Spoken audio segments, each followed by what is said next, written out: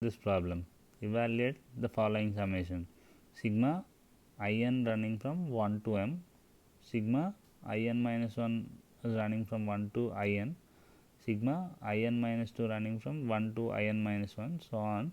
Sigma I1 is equal to 1 to I2, and sigma I naught is equal to 1 to I1 I naught. So here we are having n summations. So first determine one summation first. So sigma I naught is equal to 1 to I1 I naught. So it means we have to determine the value of this using the value of I naught. So I naught is 1, 2, 3, so on to I1. So 1 plus 2 plus 3 plus so on to I1.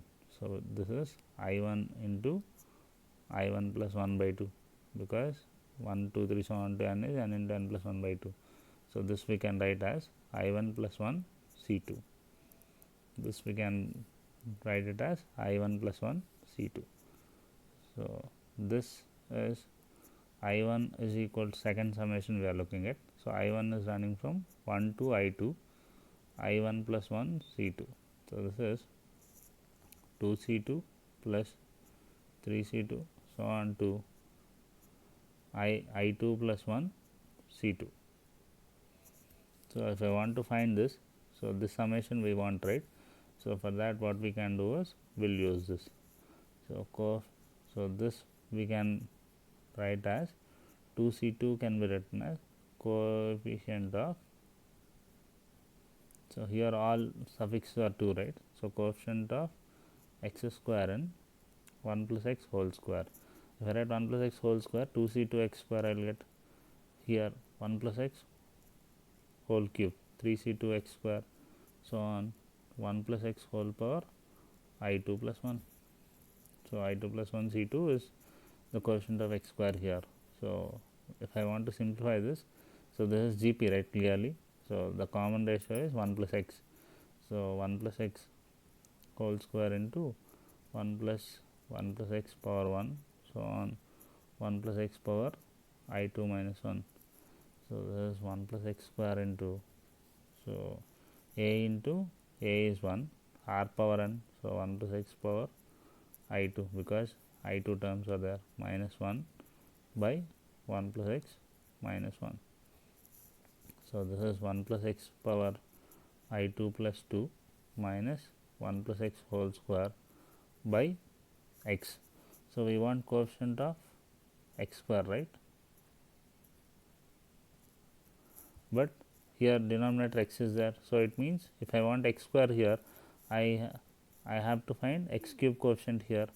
So this, to avoid x in denominator, coefficient of x cube in 1 plus x whole power I2 plus 2 minus 1 plus x whole square. So here cube coefficient will not be present, so here only we will get, so which is I2 plus 2 C3.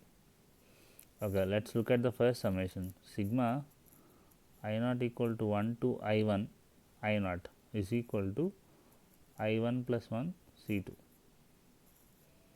And the second summation, sigma I1 is equal to 1 to I2 I1 plus 1 C2 is equal to I2 plus 3 C3, I2 plus 2 C3. So okay, first we'll arrange the first summation.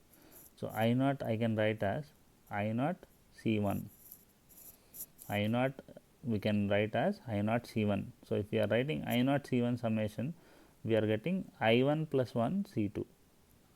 So we are increasing I naught, I mean the highest power plus 1 C 1 plus 1.